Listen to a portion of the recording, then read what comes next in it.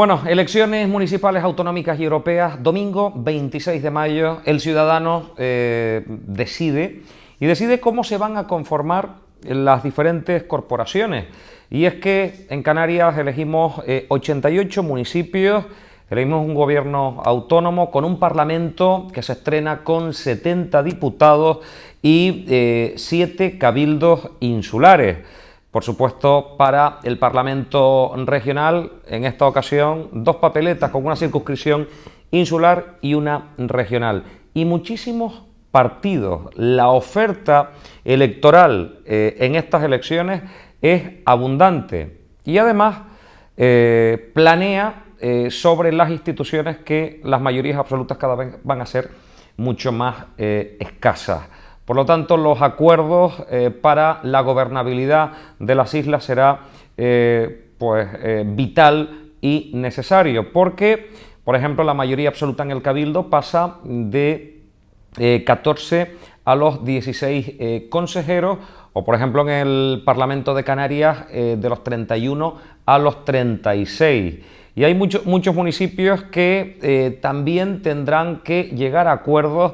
Y todo esto pasará por la disponibilidad que tengan los políticos de garantizar la gobernabilidad en cada una de las instituciones. Hoy está con nosotros Manuel Domínguez, es presidente insular del Partido Popular, candidato a la alcaldía de Los Realejos por estas mismas siglas y también número 1 de la circunscripción insular de la isla de Tenerife al Parlamento de Canarias.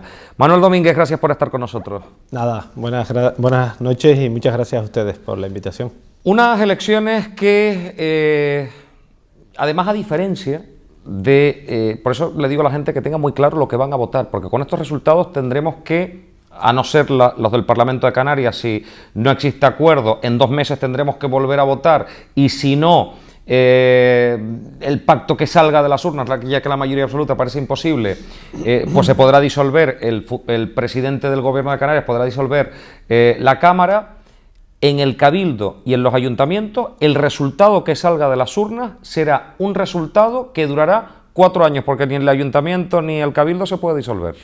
Es cierto, y creo que has hecho un matiz importantísimo. Hay que advertirle a la ciudadanía que la decisión que tomen el día 26 es una decisión para 4 años. Es una decisión en la que en los ayuntamientos o en el Cabildo o en el Parlamento Europeo es para definir la política que se va a llevar a cabo durante los próximos 4 años en beneficio o no de ti mismo. Porque a mí me llama curiosamente la atención algo. Me llama curiosamente la atención cuando alguien va a votar porque es primo de, hermano de, cuñado de, porque quiere castigar a, por fastidiar al otro. Es decir, no se toma una decisión en determinadas ocasiones pensando en qué es lo mejor para ti, además de forma egoísta. ¿Qué es mejor para mí? Yo que vivo en este municipio o en el otro, ¿qué es lo mejor que creo que va a llevar a cabo una política que va a beneficiarme a mí, que va a beneficiar a los míos, a mis hijos, en definitiva, a quienes residimos en este municipio, o en esta isla, o en este archipiélago? Y en muchas ocasiones he detectado que no se toma la decisión de esa forma, por lo cual agradezco el que hayas iniciado la entrevista de esa manera, llamando a la sensatez, a la cordura y sobre todo a la responsabilidad. El Partido Popular presenta candidaturas prácticamente aquí en Tenerife, en la inmensa mayoría, por ejemplo, de los ayuntamientos, ¿no? Menos 2, que es Buenavista del Norte y Vilaflor.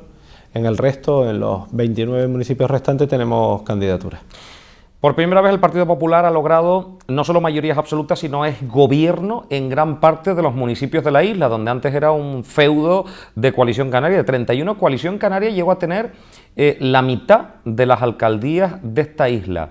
El Partido Popular fue creando una estructura que costó décadas, equipos de trabajo, y hoy en día tienen ustedes unas estructuras sólidas para haber logrado mayorías absolutas importantes, gobiernos o cogobiernos importantes en la isla de Tenerife.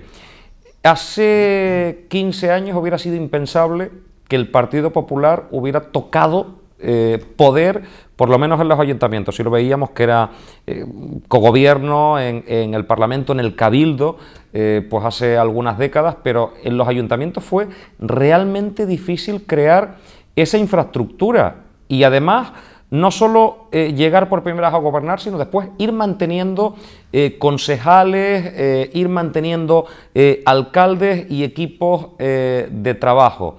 Y además donde han llegado se han quedado. Por ejemplo, en Los Realejos llevan ustedes, empezaron cogobernando y ya llevan 2 gobiernos en solitario, 2 mandatos. Exacto. Es verdad que el Partido Popular le ha costado mucho. Yo cuando inicié mi tarea como presidente insular tenía claro una cosa, y es que el municipalismo, la política desde lo municipal, es lo importante. Al final es lo que sostiene, lo que mantiene, lo que hace tener una base sólida o no. Y es verdad que ahí teníamos una debilidad y empezamos a trabajar intensamente en proyectos de corto, medio y largo plazo. Por ejemplo, el Puerto de la Cruz, en el que nos encontramos en el día de hoy, era un municipio en el que iniciamos un proyecto de recuperación del partido. Fíjense que no estoy diciendo de recuperación del voto, sino del partido a través de Sebastián Ledesma, para que luego López tuviese la posibilidad de poder presentarse a esa candidatura y obtener como obtuvo esa mayoría absoluta. O en el municipio de Los Realejos también, con Sebastián Ledesma, hicimos una reconstrucción del partido para luego yo, en el año 2007, poder salir al ruedo, como se suele decir, y poder encabezar esa lista municipal y obtener 6 concejales para luego obtener 11 y mantener hoy en día de hoy esa mayoría absoluta. Pero es verdad, Santiago del Teide, Güímar, La Guancha, son municipios en donde ostentamos esas alcaldías junto con el Puerto de Los Realejos, y creo que hemos demostrado en esa política local la capacidad de gestión, la forma de organizar un municipio, la forma de hacerlo crecer, y eso ha ido calando en la ciudadanía y se ha ido extrapolando a otros municipios en donde gobernamos con pactos. Santa Cruz, Güímar, bueno, que en Güímar tenemos alcaldía, también gobernamos con pacto, pero en Santa Cruz, en Granadilla, en Arico, en Tegueste, en La Victoria, creo que el partido se ha ido asentando municipalmente, y eso es una fortaleza que tenemos que aprovechar de cara a este próximo domingo. El Partido Popular parece que estaba... y era una ventaja para Coalición Canaria, que está sacando pecho en estos momentos después de los resultados obtenidos en las elecciones generales, y ellos van con mucha seguridad de que esto se va a repetir. Y Coalición Canaria jugaba con la ventaja de estos no se van a entender. En principio, con el tripartito, hoy en día ya han entrado en este esquema político otros muchos partidos, pero sobre todo en aquellos donde esa suma sigue siendo PP-PSOE, PP-Coalición, Coalición-PSOE. Coalición Canaria juega con la ventaja de decir, yo me puedo unir a uno o a otro, ya veré cuál me interesa. Sin embargo, la jugada del Partido Popular, primero aquí en algunos municipios, recuerdo Santa Úrsula, llegó a ese pacto PP-PSOE, en otros municipios salió como el Rosario de la Aurora, como fue en la Victoria de Acentejo, pero por ejemplo vemos hasta 4 partidos en Icó de los Vinos, donde está el PP gobernando con Somos Icodense, Nueva Canarias, Partido Socialista y Ciudadanos. Como el Partido Popular ya no está tan aislado, en este sentido, si no hay mayorías absolutas, ¿habrá alguna directriz de pactos en los municipios? Porque, por ejemplo, se aventura que en San Juan de la Rambla no haya mayoría absoluta, puede que a lo mejor se pierda la mayoría absoluta del Partido Socialista en Los Silos, en Garachico parece que podría caer también esa mayoría absoluta, en el Puerto de la Cruz no sabemos lo que puede ocurrir.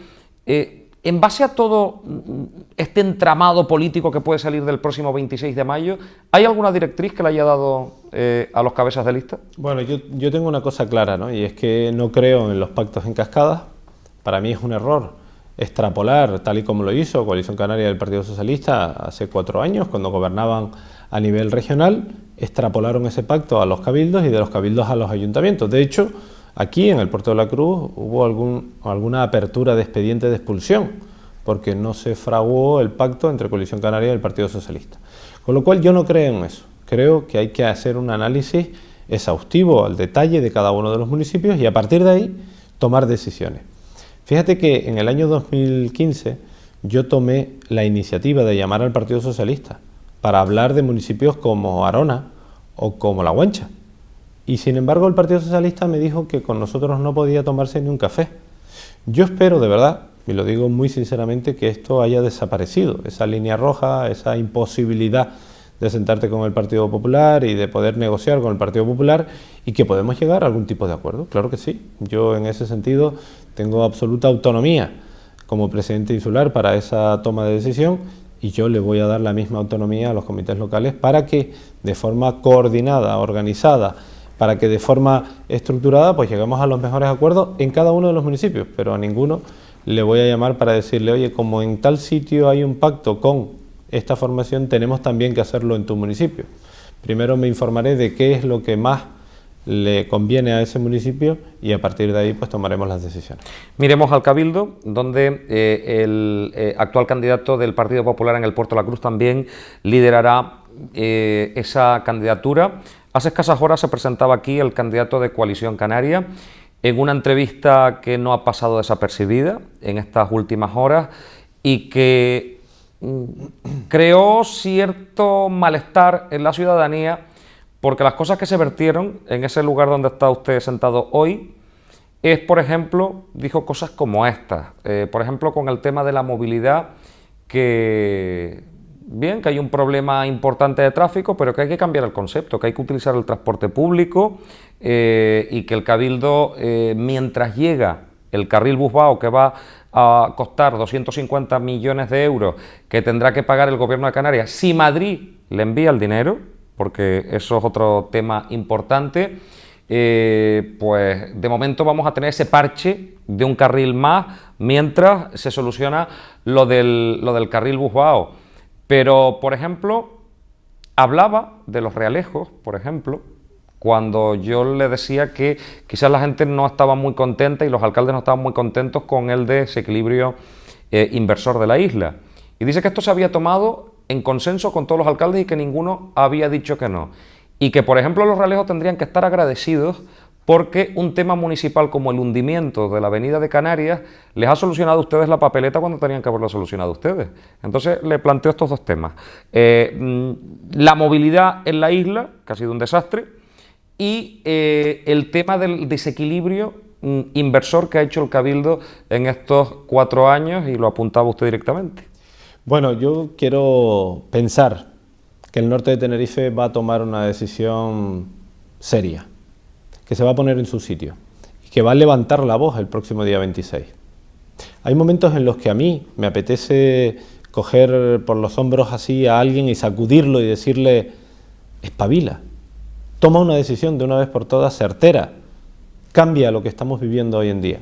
Y yo creo que este es el momento de coger a los municipios del norte de Tenerife y decirle, no puede ser que haya ni una sola persona, que lo haga en primera persona o lo haga a su hijo o su familiar y lo vea todas las mañanas levantarse a las 5 de la mañana para poder llegar a un puesto de trabajo a Santa Cruz. No puede ser que algunos padres hayan visto que sus hijos, con sus nietos, hayan tenido que irse a las afueras de Santa Cruz para poder trabajar cerca, para poder vivir cerca de su puesto de trabajo. No puede ser que alguien que haya sufrido en primera persona el mensaje del Cabildo de Tenerife diciéndole, ¿está usted en cola? Encienda la radio y disfrute. Escuche la música, vea el paisaje, entreténgase. Eso es una tomadura de pelo. Y yo quiero pensar de verdad que esta parte de la isla se va a cabrear sin agresividad, cero agresividad, pero que se va a cabrear el domingo 26 y va a tomar una decisión en la que nos envíe un mensaje diciéndonos, estamos hartos de quienes nos gestionan hoy en día, de quienes nos gobiernan en este Cabildo. Y lo digo con absoluta sinceridad. Podríamos hablar de la sanidad, de la dependencia, de la vivienda, del saneamiento, pero estamos hablando de carreteras. Y cuando hablo de carreteras, nadie me puede decir que es que llevo hablando de esto 15 días, como estamos en elecciones, porque tan solo tienen que entrar a internet, buscar la hemeroteca y ver cuántos planteamientos he hecho desde el cierre del anillo insular a la TF5, a la TF1, etcétera, etcétera, en materia de carretera, en los últimos 4 años. Por lo tanto, lo que ha sucedido con Tenerife en general, porque vive colapsada, pero con el norte en particular, ha sido un abuso de poder. un olvido absoluto. Lo que se le ha hecho a esta parte de la isla no tiene perdón. No puede ser que todavía, a día de hoy, nos encontremos en una situación como la que vivimos y ellos, Coalición Canaria en particular, pero también el Partido Socialista que ha gobernado en pacto con ellos, sigan pensando que son los que van a ganar estas próximas elecciones. A mí, de verdad, si eso sucediese, lo que me va a enviar el mensaje a la ciudadanía es que no tenemos problemas de movilidad. Por lo tanto, me comprometo ante todos los televidentes a que si es así, no volveré a hablar de carreteras. Nunca más. ¿Por qué? Porque resulta que ya tendremos un mensaje de la ciudadanía diciéndonos, están ustedes equivocados. Las carreteras no son un problema para nosotros. Y decía que son 250 millones de euros. Bueno, en el año 2017 dejaron de gastarse 202 millones de euros. Es decir, con eso solo ya hubiesen hecho las carreteras. Ese carril Busbao, si hubiese proyectos, si hubiese expropiaciones, si hubiese una indicación por dónde hacerlo, en el año 2007 ya estuviese hecho. O por lo menos, si no estuviese hecho, tuviese la dotación económica suficiente. Por lo tanto, y fíjese que no voy a ser yo quien defienda al gobierno de España, que gobierna ahora el Partido Socialista, que no le echen balones fuera una vez más, que no busquen culpables en el exterior, porque aquí ha venido mucho dinero que no han sido capaces de gastar. Y con respecto a la situación con los relejos en particular, pero que también ha sufrido Candelaria, Arona, para no piensen que son del Partido Popular, o La Guancha, ha sido una dejación de funciones. La Avenida de Canarias, de la que estoy un poco cansado de escuchar, que es que nos han salvado la vida a los relejeros, primero como si el Cabildo fuese de 30 municipios menos de los relejos, porque como gobierna el Partido Popular, ahí no hay que hacer nada, porque los relejeros seremos de otro planeta, primero. Segundo lugar, eso es dominio público, es decir, quien no tenía que haber puesto el 20% somos los realejeros. Yo, para evitar un conflicto y un pleito jurídico y que esa avenida estuviese cerrado años y años, lo que hice fue tomar la decisión de aportar el 20% y no entrar en discusiones. Pero estoy convencido de que si yo hubiese entrado en un pleito, lo hubiese ganado. Porque a día de hoy esa carretera aparece como dominio público, como un barranco, y por lo tanto es competencia del Consejo Insular de Agua. ¿O creen ustedes que el 80% que han aportado lo pudieron justificar? ¿Por qué? ¿Por una excepcionalidad? ¿Por una obra de emergencia? No, no, no, no. Esa obra no está declarada de emergencia, ni es una excepcionalidad. Tienen competencias directas porque es dominio público. Por lo tanto, debió haber aportado el 100%. Y las modificaciones que se generen sobre dicho proyecto también. Y sin embargo, muchas de ellas las vamos a tener que pagar al 100% el Ayuntamiento de Los Relejos. Por lo tanto, hay mucha tela que cortar sobre la inversión que se ha llevado a cabo en el municipio de Los Relejos. Yo, como alcalde, he reclamado 1000 y una vez la amplitud o el ensanchamiento del puente de San Benito. Se ha dotado presupuestariamente y no lo han hecho. O la carretera de la Charca, como la conocemos todos. 3 años. Se ha aparecido ese dinero en el presupuesto y no se ha faltado. Por lo tanto, creo que si hablásemos de Cabildo y del municipio, tendríamos mucho que decir al respecto, sobre todo en esa dejación que se ha hecho a nuestro municipio. Yo creo que sinceramente es porque gobernamos nosotros. Eso no sucede en otros lugares en donde gobierna particularmente Coalición Canaria. Creo que la atención es sumamente distinta y las broncas, porque algunas han habido, si quieres recordamos lo que sucedió con la procesión en la Cruz Santa el día de la Cruz, que no la dejaron pasar por una carretera insular. Dicen que si hubiese sido una prueba deportiva sí, pero como era una procesión no.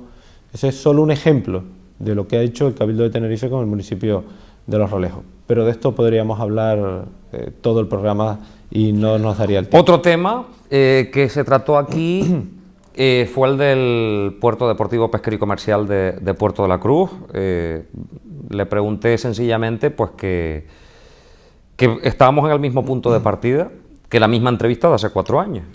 Y me dijo que no, que ahora las cosas eran diferentes, pero que no había salido porque la culpa era de Costas, que ahora querían una playa y menos atraques. Entonces le pregunté qué puerto íbamos a tener, si iban a entrar cruceros, y dice sí, que iban a entrar cruceros de 100 metros. Le dije que si ese tipo de cruceros eran óptimos para un turismo que generalmente, por lo que yo había visto, venían cruceros ya grandes y cada vez más grandes. Y dice que sí, que eran cruceros de lujo, y le pregunté si eran los mismos que entraban al puerto de Santa Cruz, y dice que alguno entraría. Por lo tanto, seguimos de nuevo, me da la impresión que en el mismo punto que hace 4, que hace 8 o que hace 12. ¿Ustedes tienen otro proyecto distinto a este que nos presentó ayer Carlos Alonso? Mira, voy a coincidir con él en una cosa, ¿no? Y últimamente coincidimos en poco, pero voy a coincidir que no estamos en el mismo punto de partida que hace 4 años, estamos peor. Y lo digo sinceramente, y saben todos que me he partido el lomo en defender este proyecto, que no es de Los Realejos, pero que al fin y al cabo, como visión egoísta, si quieren analizarlo de esa manera, es fundamental para que municipios como Los Realejos, como La Rotava, como San Juan de la Rambla, como Santa Úrsula, podamos salir adelante. Por lo tanto, creo que la situación hoy es peor que la anterior, por muchas razones. Una, porque desde que llega el Partido Socialista al Gobierno de España, es verdad lo que él dijo, Costas ha puesto un impedimento a este proyecto. Pero vamos a retomarnos en el tiempo. ¿Cuántos meses hace de eso? Eso hace 8 meses, 9 meses de la moción de censura. Fue entonces cuando Costa cambia su informe y dice que hay un inconveniente y que necesita menos atraque y más playa. Pero ¿y por qué no se inició todo el trámite anteriormente?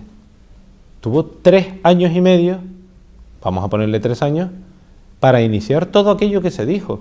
Hay financiación, el Cabildo está dispuesto a prefinanciar, hay empresas interesadas, vamos a sacarlo a licitación. Nada de eso se ha hecho. Y ahora la culpa es de Costa. Es verdad que Costas nos ha metido el dedo en el ojo. Es verdad que Costas ha hecho un informe que ha empeorado la situación de hace 3 años. Pero ¿y esos 3 años anteriores? ¿De qué han valido para este proyecto? Mira, el proyecto del puerto de la Cruz, el cual yo le añadí el apellido de turístico, porque se decía que era un puerto deportivo, pesquero, deportivo, comercial, perdón, y turístico. Yo le he añadido el turístico sencillamente porque no tiene ningún sentido si no hay cruceros. Tiene que llegar cruceros que circulen por nuestra zona, que naveguen por nuestra zona. Esos cruceros de los que él mencionaba no navegan por nuestra zona, por lo tanto no va a venir ninguno.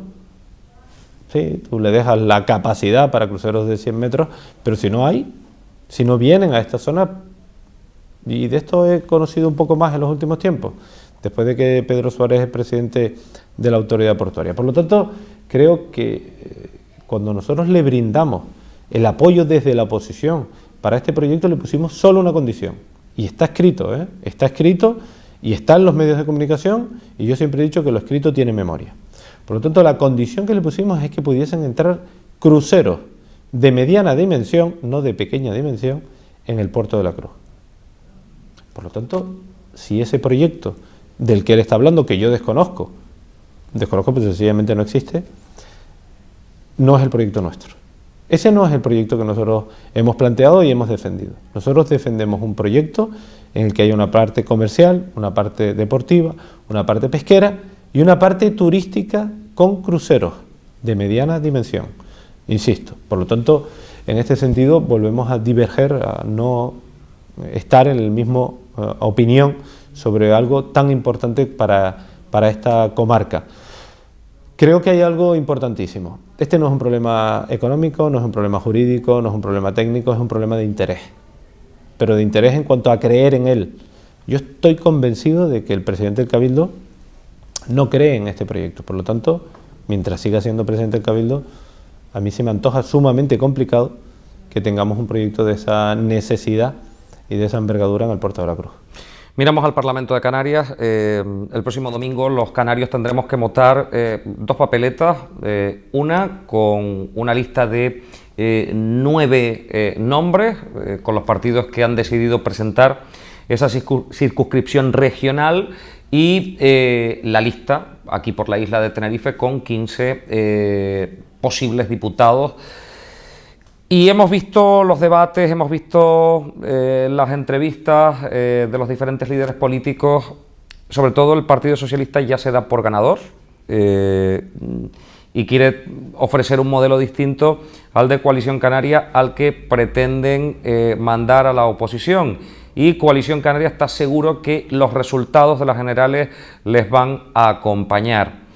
En este sentido, ¿qué nos ofrece el Partido Popular? Sobre todo para diferenciarse de Partido Socialista y Coalición Canaria, que ambos ahí parece que son los únicos que podrán ostentar, según ellos, la futura presidencia de gobierno.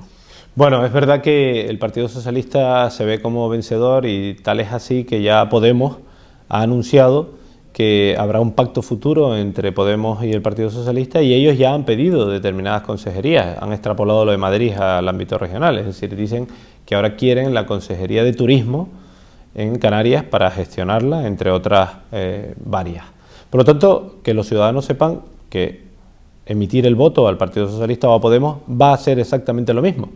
Aquí no va a haber una diferenciación, y para muestra un botón de lo que nos ha sucedido en el ámbito nacional. Ya el pacto está casi cerrado y habrá una distribución entre los ministerios para que se gobierne entre el Partido Socialista y el Partido Podemos. Aquí en Canarias ellos dicen que va a suceder lo mismo. Yo lo que espero y deseo, de verdad, es que los ciudadanos tomen una decisión lo más acertada posible para el futuro de esta tierra, en donde el Partido Popular tiene que jugar un papel fundamental. El Partido Popular, desde mi punto de vista, ha demostrado en el ámbito local, y ya lo dijimos anteriormente, su capacidad de gestión. El Partido Popular no son unas siglas. El Partido Popular tiene detrás gente, hombres y mujeres, capacitados, personas con conocimiento de lo que se tiene que hacer para poder llevar a cabo el mejor proyecto para Canarias y para Tenerife en particular. Por lo tanto, en ese sentido, y como cabeza de lista al Parlamento de Canarias, quiero decirles que hay asuntos concretos de esta isla en los que yo me tengo que batir el cobre. La sanidad, las carreteras, la dependencia, la vivienda y los impuestos. Hay un tema que nunca ha permitido llegar a un posible acuerdo a Coalición Canaria y el Partido Popular en los últimos años, y es el IJIC. El IJIC de tipo general hoy en día está al 7%, nosotros hemos planteado la reducción al 5%, en los últimos presupuestos conseguimos una reducción del 0,5%, pero es verdad que no estamos al nivel que nosotros entendemos. ¿Para qué quiere el Gobierno de Canarias tener más recaudación si ese dinero se va al ahorro, al remanente de tesorería, y no lo puede gastar? Dejemos el dinero en el bolsillo de los consumidores y que los vecinos puedan consumir, puedan gastar, puedan invertir, puedan ahorrar. ¿Para qué lo quieres tú en las arcas del gobierno si al final no valen como posible gasto? Por lo tanto, esa es una circunstancia que a mí me gustaría destacar. Y el otro día, recuerdo en la última entrevista que teníamos, me decía, si fueses diputado, ¿cuál sería tu primera acción? ¿Cuál sería tu primera propuesta? Y yo te decía, mi primera propuesta va vinculada a la sanidad y a la pediatría. Sin lugar a dudas, mi primera propuesta tiene que ser, espero poder hacerla desde el gobierno, el que el norte de Tenerife, a través de ese mal llamado hospital, tenga un servicio de pediatría, de urgencias pediátricas, que atienda a nuestros niños, a nuestras niñas, especialmente en aquellos momentos que más les necesitamos, que son los fines de semana y las noches. Por lo tanto, creo que he hecho un análisis exhaustivo de Tenerife en los últimos años, conozco perfectamente esta isla, sé cuáles son sus fortalezas y cuáles son sus debilidades, y en esa línea el Partido Popular, en este caso en mi persona, porque soy el candidato por la isla de Tenerife, pero en definitiva como formación política tenemos una oferta clara de determinadas cuestiones, diciéndole a los ciudadanos que hay cuestiones que en los próximos 4 años no se van a poder resolver.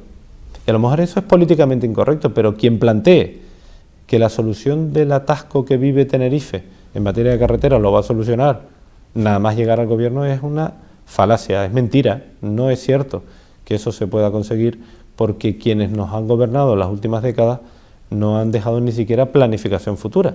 Por lo tanto, todo eso hay que contárselo a la ciudadanía y es en lo que en estos momentos nos encontramos y siento la necesidad de poder explicarle a los ciudadanos qué es lo que queremos hacer de cara al futuro. Terminamos esta entrevista hablando de Los Realejos, donde también usted se presenta a estas elecciones municipales. Lleva 8 años como alcalde. Los Realejos a nadie se le escapa que ha dado un cambio importante, no solo en infraestructura, sino también en el día a día, en las actividades que se realizan en el municipio. ¿Qué más se puede hacer? ¿Qué propone a los ciudadanos de Los Realejos para los próximos 4 años? Bueno, hay cuestiones tangibles, ¿no? Infraestructuras, inversión, y hay cuestiones intangibles en las cuales tengo muy claro qué es lo que hay que llevar a cabo. Si algo conozco es mi municipio y sé perfectamente hacia dónde debemos de ir. En los últimos años hemos hecho una tarea importante, que es la de casi reconstruir un municipio sucio, feo, en el que necesitaba ese plan de barrios como agua de mayo, y que ese plan de barrios nos ha ayudado mucho a ir equilibrando la inversión en los distintos núcleos de población del municipio. Antes había lugares que estaban absolutamente olvidados. Y bueno, nos ha costado muchísimo, porque ha sido muchos los millones de euros que hemos invertido y todavía aún yo tengo que decirles que el plan de barrio tiene que continuar. El plan de barrios, esa inversión para obras de mediana y pequeña cuantía, tiene que seguir siendo una realidad. Por lo tanto, ese trabajo que hemos llevado a cabo en los últimos años no lo vamos a abandonar. Pero sí es cierto que ahora toca una asignatura nueva y es dar un salto de calidad. Y tenemos que hablar de grandes infraestructuras. Ya se está construyendo ese segundo pabellón de deportes, el cual está en torno al 1.100.000 euros, pero tenemos que hablar de un complejo deportivo. Tenemos que hablar de la construcción de un complejo deportivo que va a pivotar sobre una piscina, o mejor dicho, sobre 2 piscinas, una de 20 metros por 25 y otra que la definen de calentamiento, que es de 20 metros por 15, los cuales darán pie a que en torno a ellas se construya un complejo que tendrá gimnasio, sala de spinning, cafetería, ludoteca, bueno, en definitiva, todo aquello que se nos plantee dentro del propio complejo. Porque el complejo, si bien nosotros tenemos la idea de que sea construido por iniciativa privada, la gestión de esa piscina va a ser municipal, tal y como la tenemos hoy en día. Teníamos una piscina pequeña, antigua, gestionada de forma pública, por empleados públicos y con recursos públicos. Bueno, esa piscina nueva, o esas 2 piscinas nuevas, serán también gestionadas de igual manera que lo hemos hecho hasta este momento. El resto será lo que se pueda llevar a cabo a través de concesión administrativa. En tercer lugar, quiero hablarles de Realejo Bajo, de ese casco histórico que desde mi punto de vista necesita eliminarle el tráfico rodado, no en su totalidad, pero hay que aminorar, mejor esta expresión, aminorar el tráfico rodado del entorno para conservarlo, para embellecerlo, para mantenerlo, y para ello planteamos en el plan general la construcción de un puente entre el Cantillo y la zona de Siete Fuentes. Creo que va a ser fundamental para el desarrollo de esa zona del municipio. Y también siempre he dicho que Los Realejos es un municipio que culturalmente tiene una potencia importante. Pero hoy en día, desde una murga, pasando por un grupo folclórico y llegando a una banda de música, si quieren hacer algo, normalmente se tienen que ir fuera de nuestro municipio, porque no encuentran ningún espacio que les brinde la oportunidad de desarrollar su trabajo y tener una cabida suficiente para el público que merecen.